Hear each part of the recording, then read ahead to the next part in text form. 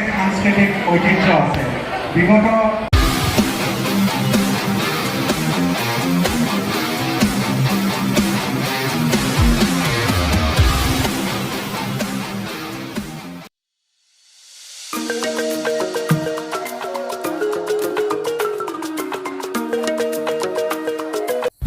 শিক্ষা, সমাজ, সংস্কৃতি, সাহিত্য, ভ্ৰমণ, চিত্ৰকলা, শিল্পকৰ্ম, চলচ্চিত্ৰ, ৱেব মেগাজিন আলোকলৈ স্বাগতম জনাইছোঁ। আৰম্ভ কৰিবলৈ লৈছোঁ আলোকৰ কলেজ কেম্পাছ শিতান। আজিৰ কলেজ কেম্পাছ শিতানত লৈ যাব ওলাইছোঁ নিৰ্মল হালৈ মহাবিদ্যালয়লৈ। নামনি অসমৰ এক ঐতিহ্যমণ্ডিত শিক্ষানুষ্ঠান নিৰ্মল হালৈ মহাবিদ্যালয়।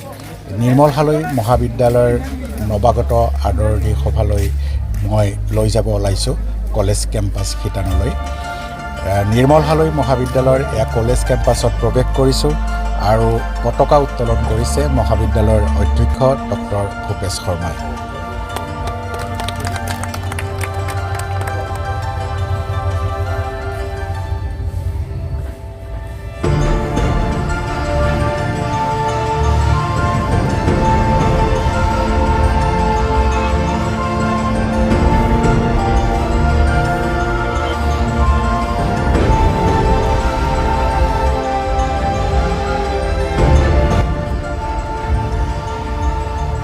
পতাকা উত্তোলনৰ পিছতেই শ্বহীদ তৰ্পণ কাৰ্যসূচী মুকলি কৰে মহাবিদ্যালয়ৰ IQAC-ৰ সমন্বয়ক জিতেন কুমাৰ ভাগৱতী।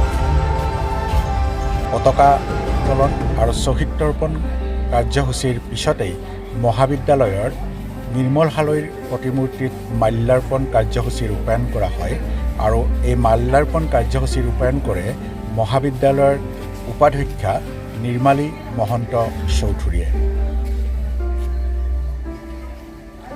ইয়াৰ পিছতেই মহাবিদ্যালয়ৰ প্ৰাচীৰ পত্ৰিকা মুকলি কৰা হয়।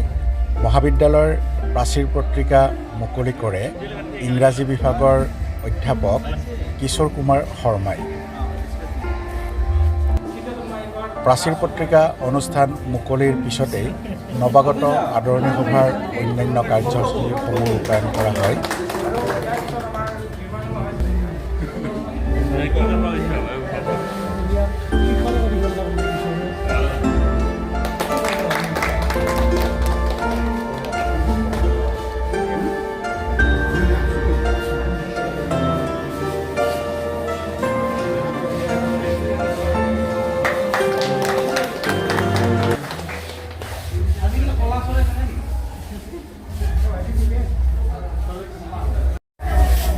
নিৰ্মল হালৈ মহাবিদ্যালয় 1979 চনত প্ৰাগজ্যোতি মহাবিদ্যালয় হিচাপে প্ৰতিষ্ঠা হৈ 1988 চনৰ পৰা নিৰ্মল হালৈ মহাবিদ্যালয় হিচাপে প্ৰখ্যাত হয় আৰু এতিয়া অসমৰ শিক্ষা জগতত নিৰ্মল হালৈ মহাবিদ্যালয় বিশেষণ দিব নলগীয়া এটা নাম।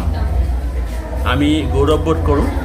যলৈকে যাওঁ নিৰ্মল হালৈ মহাবিদ্যালয় বুলি ক'লে সকলোৱে সন্মানৰ চকুৰে চাই সন্মান দিয়ে আৰু এই সন্মান দিবলৈ যি পৰিৱেশ সৃষ্টি হৈছে তাৰ কাৰণে ইয়াৰ শিক্ষাৰ্থী, ইয়াৰ সহকৰ্মীসকল, কৰ্মচাৰীসকল আটাইকে মই কৃতজ্ঞতা জনাইছোঁ, ধন্যবাদ জনাইছোঁ। অতি ধুনীয়া প্ৰগ্ৰেম, মুকলি সভা, পতাকা উত্তোলনেৰে আৰম্ভ কৰি মুকলি সভাৰে এটা পৰ্যায় শেষ কৰাৰ পিছত ছাত্ৰ ছাত্ৰীয়ে নিজৰ সতীৰ্থ সন্মিলন আৰম্ভ কৰিব নিজৰ প্ৰতিভা বিকাশৰ কাৰণে আৰু তাৰ পিছতে এগৰাকী আমন্ত্ৰিত শিল্পীয়ে গীত পৰিৱেশন কৰিব। আমি সকলোৱে উপভোগ কৰিম আৰু এইটোৱে আজিৰ দিনটোৰ পৰিক্ৰমা। Thank you sir. মহাবিদ্যালয়ৰ নৱাগত আদৰণি সভা সদায় অতি আৰু বহুদিনলৈ স্মৃতিত থাকি যায় আৰু বিশেষকৈ মই ভাল পোৱা অনুষ্ঠানটো হৈছে নৱাগত আদৰণি সভাৰ অন্তৰংগ আলাপ। আজি বহু বছৰ ধৰি অন্তৰংগ আলাপৰ হাত ধৰি আহিছে আমাৰ মহাবিদ্যালয়ৰ শিল্পকৰ্মৰ লগত আটাইতকৈ বেছি জড়িত, চিনেমা শিল্পৰ লগত জড়িত মোৰ ভাতৃপ্ৰতিম ৰাজেন দাসে। সেই অনুষ্ঠানটো মই কেতিয়াও মিছ কৰা নাই। আজিও আশা কৰিছোঁ সুন্দৰ এটা অনুষ্ঠান আমি উপভোগ কৰিব পাৰিম আৰু মহাবিদ্যালয় আজিৰ এই দিনটো, বিশেষ দিনটো সুন্দৰকৈ পাৰ হওক তাৰে কামনা কৰিছোঁ।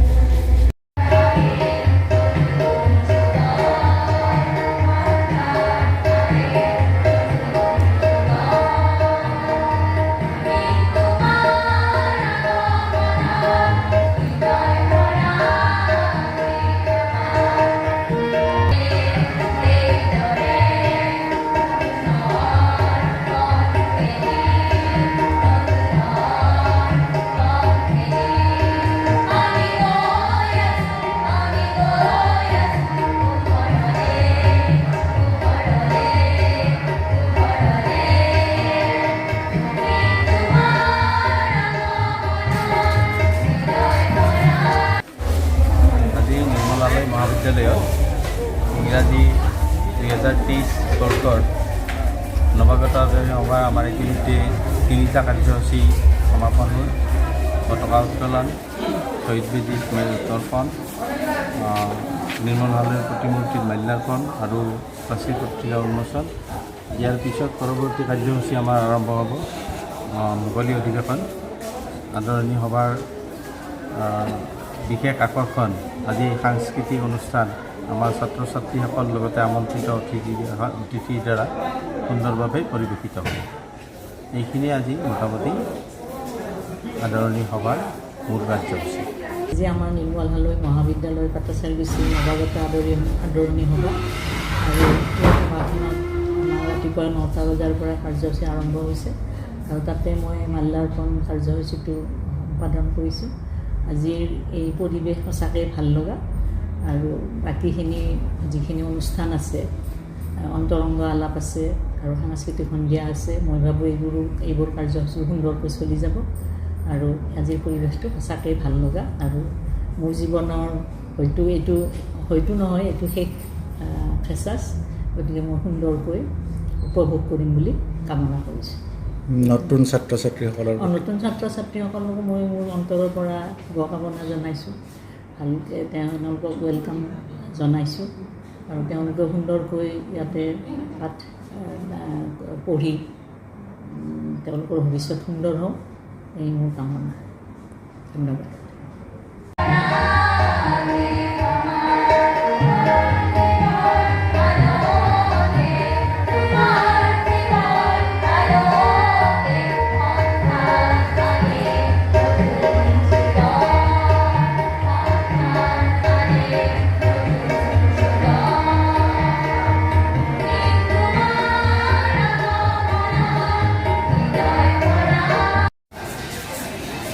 সকলো নিৰ্মল হালৈ মহাবিদ্যালয়লৈ অহা সমূহ নৱাগত ছাত্ৰ ছাত্ৰীসকলক আমাৰ তৰফৰ পৰা শুভেচ্ছা জ্ঞাপন কৰিছোঁ।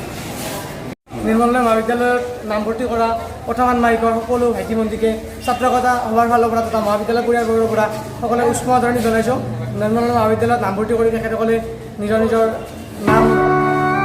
নাম কৰক, লগতে নিজৰ অঞ্চলৰ নাম কৰক আৰু মহাবিদ্যালয়ৰ সুনাম কঢ়িয়াই আনক।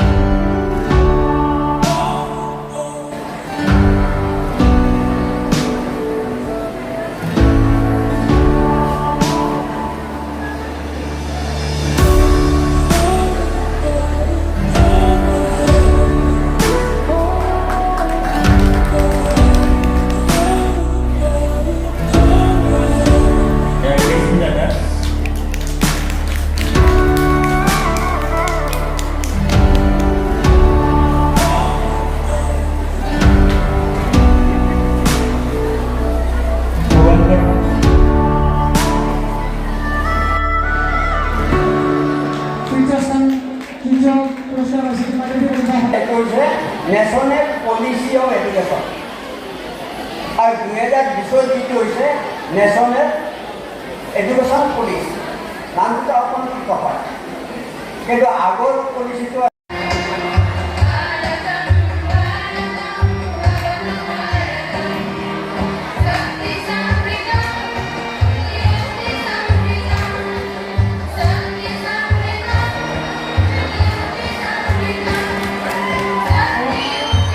সাংস্কৃতিক অনুষ্ঠান আমি আৰম্ভ কৰিবলৈ লৈছোঁ। সকলো ছাত্ৰ ছাত্ৰীয়ে যাতে আজিৰ এই বিশেষ দিনটো, কাৰণ আজিৰ এই দিনটো ছাত্ৰ ছাত্ৰীসকলৰ কাৰণে, এই বিশেষ দিনটো যাতে ছাত্ৰ ছাত্ৰীসকলে ধৈৰ্য সহকাৰে ডিচিপ্লিন ৰক্ষা কৰি তেওঁলোকে উদযাপন কৰে, তাৰ কাৰণে মই অনুৰোধ জনাইছোঁ। সকলো ছাত্ৰ ছাত্ৰীকে এটা কথা ক'লোঁ যে নিৰ্মল হালৈ মহাবিদ্যালয়ৰ এটা বিশেষ সাংস্কৃতিক ঐতিহ্য আছে।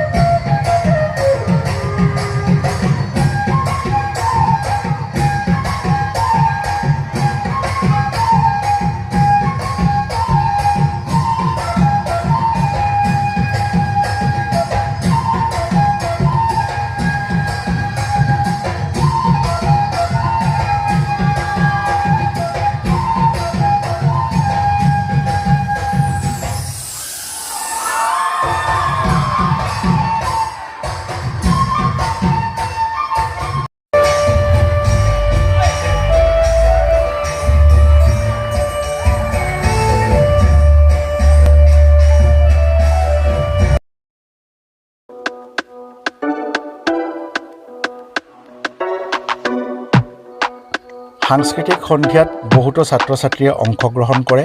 এক উলহ মালহ পৰিৱেশৰ মাজত এই সাংস্কৃতিক সন্ধিয়া অনুষ্ঠান ৰূপায়ণ কৰা হয়। আনহাতে মহাবিদ্যালয়ৰ ছাত্ৰ ছাত্ৰীসকলে অনুষ্ঠান পৰিৱেশন কৰাৰ পিছতেই বিশিষ্ট অতিথি হিচাপে যুৱ প্ৰজন্মৰ মাজত অতি জনপ্ৰিয়তা লাভ কৰা এগৰাকী শিল্পী, সেয়া হ'ল তন্ময় শইকীয়া। আৰু তন্ময় শইকীয়াই নিজৰ কণ্ঠেৰে শ শ ছাত্ৰ ছাত্ৰীক মন্ত্ৰমুগ্ধ কৰি তোলে।